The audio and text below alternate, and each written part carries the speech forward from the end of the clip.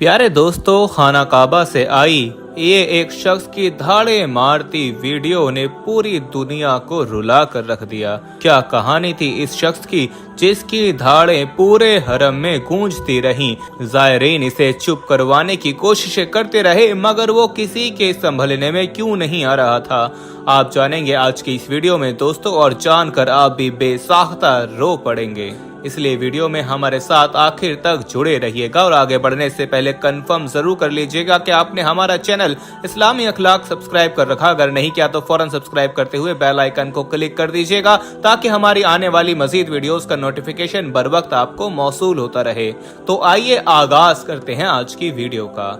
दोस्तों, मक्का मुकर्रमा से आई ये वीडियो सोशल मीडिया पर तेजी से वायरल हुई, जिसमें आप देख सकते हैं कि एक हाजी हतीम की दीवार पर सर रखकर धाड़े मार मार कर रो रहा है। पूरा हरम इसकी चीखों पुकार से गूंज रहा है। तमाम ज़ायरीन इसके ऐसे रोने से इसकी तरफ मुतवज्जो हैं और हैरान हैं। दोस्तों, लोग खाना काबा का तवाफ कर रहे थे कि तभी अचानक एक तरफ से किसी की दहाड़े मार कर रोने की आवाज आने लगी। सब लोग हैरानी से इस शख्स को देखने लगे और सोचने लगे कि आखिर इस शख्स को क्या हुआ है। हाजियों ने इसके पास आकर समझाया, संभालने की कोशिश की मगर वो किसी तरह भी संभल नहीं पा रहा था और दहाड़े मार मार कर बुरी तरह रो रहा था। लोग इसे समझाते रहे, तसल्लियां देते रहे, चुप करवाने की कोशिश करते रहे। इसके इस तरह रोने से सब परेशानी में मुब्तला होते जा रहे थे। फिर काफी देर बाद वो खुद ही चुप हुआ और वापस चल पड़ा। उसके साथ आए उसके ग्रुप के लोगों ने उसे इस तरह रोने की वजह जब पूछी तो वो फिर रोने लगा। दोस्तों, फिर उसके बाद उसने बताया कि वो दरअसल बहुत गुनाहगार शख्स था। उसकी सारी जिंदगी दौलत इकट्ठी करते बीत गई।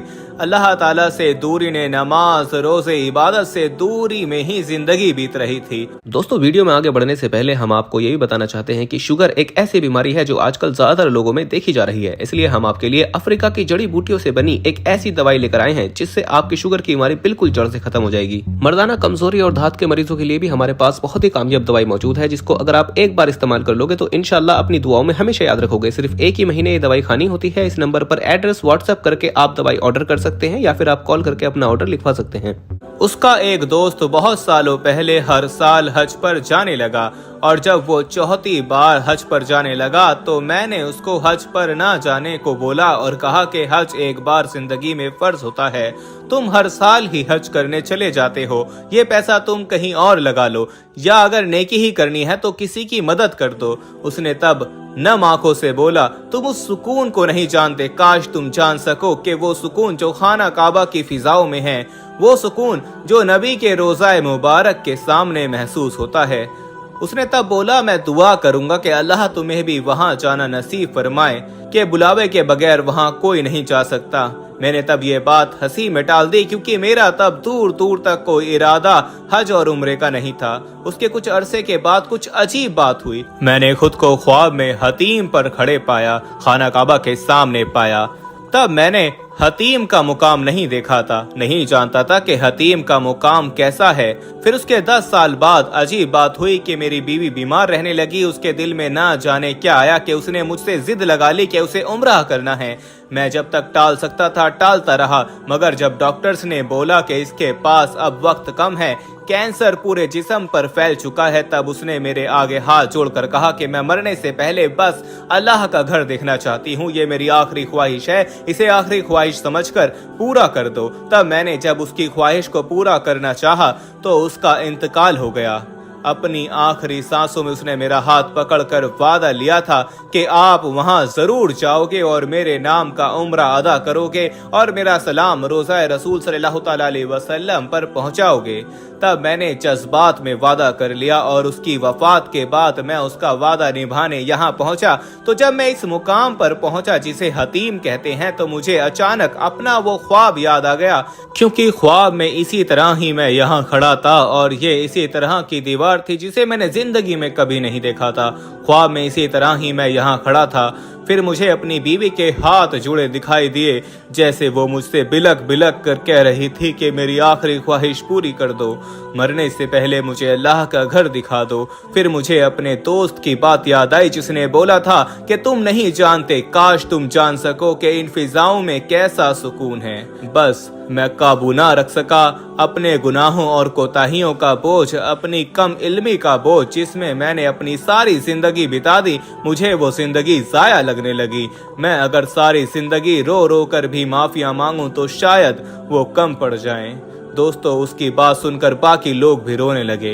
इंसान वाकई नहीं जानता और अपनी कम इल्मी में उन चीजों के पीछे पूरी जिंदगी गवा देता है जिनका कोई मतलब ही नहीं होता, जो फानी होती हैं। दोस्तों, इसी तरह एक और वाकया भी आपको सुनाते हैं। दोस्तों, कुछ अरसा पहले कोरोना वबा के दौर में बैतुल्लाह शरीफ में आज़मीन के उम्रा करने पर पाबंदी आयद कर दी गई थी। इसके अलावा हज करने की इजाजत भी सिर्फ चंद हजार लोगों को दी गई थी जो सऊदी अरब के ही रिहायशी थे। बिलाशुबा अगर किसी काम में खुदा की रजा शामिल ना हो तो पूरी इंसानियत एक क्यों ना हो जाए, अगर खुदा ना चाहे तो काम कभी पूरा नहीं हो सकता। वबा के बाइस काबतुल्लाह के दरवाजे हर खास व आम शख्स के लिए बंद थे, मगर एक ऐसा शख्स था जो अकेला खाना काबा का तवाफ कर रहा था।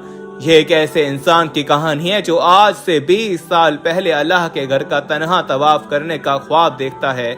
उसका एक ख्वाब कैसे पूरा हुआ, इस वाक़े की तारीख ये है कि एक मर्तबा मशकूरा शख्स 20 साल पहले हज के लिए जाता है और मना में मस्जिद काफ में उसकी आंख लग जाती है और वो सो जाता है। सोने के दौरान ख्वाब देखता है कि हरम शरीफ में वो अकेला तवाफ कर रहा है। फिर वो सोचता है कि इस ख्वाब की ताबीर मालूम की जाए। ख्वाब की ताबीर मालूम करने के लिए वो शेख मोहम्मद आले रूमी के पास पहुंचता है और अपने ख्वाब का अहवाल सुनाता है। शेख आले रूमी ख्वाब की ताबीर बताते हैं कि वो एक दिन बैतुल्लाह का अकेला तवाफ करेगा।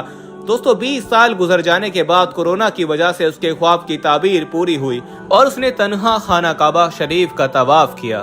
दोस्तों, इसी तरह 42 साल तक खाना काबा और मस्जिद नबी में तबर्रुकात इकट्ठे करने वाले पाकिस्तानी शख्स के बारे में भी आपको बताते हैं जिनका ताल्लुक पाकिस्तान के शहर गुजरावाला से है। उन्होंने 42 साल तक खाना काबा और मस्जिद नबी सल्लल्लाहु तआला अलैहि वसल्लम में तबर्रुकात इकट्ठे किए। मस्जिद नबी सल्लल्लाहु तआला अलैहि वसल्लम के टेलीफोन, काबा का सतून, कीलें, छत के टुकड़ों समेत हजारों मुकद्दस अशिया उन्होंने इकट्ठा की। मगर कैसे? मुकद्दस अशिया इकट्ठा करने वाले मोहम्मद इसहाकदार ने अपने पास मौजूद सन 1990 में रंग करने वाले इस्तेमाल शुदा बुर्श भी मौजूद हैं जिनसे गुंबद खजरा पर रंग किया गया था। मोहम्मद इसहाक के बाद उस्मानी दौर का एक रस्सा भी मौजूद है जो गुंबद खजरा पर लटकाया गया था।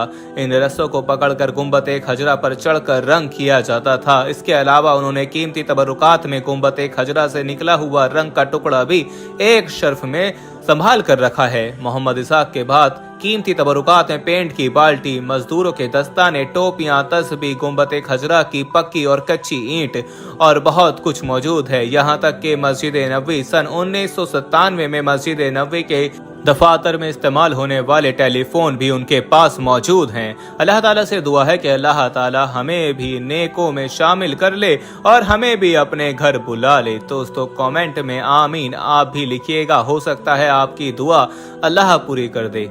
वीडियो को लाइक करते हुए दोस्तों में शेयर जरूर कीजिएगा। जाते जाते फिर कंफर्म कर लीजिएगा कि आपने हमारा चैनल इस्लामी अखलाक सब्सक्राइब कर रखा। अगर नहीं किया तो फौरन सब्सक्राइब करते हुए बेल आइकन को क्लिक कर दीजिएगा ताकि हमारी आने वाली मजीद वीडियोस का नोटिफिकेशन बर वक्त आपको मौसूल होता रहे। अपना बहुत ख्याल रखिएगा और उनका भी जिनका कोई ख्याल नहीं रखता। आने वाली वीडियो में दोबारा आपसे मुलाकात होगी, तब तक के लिए अल्लाह निगहबान।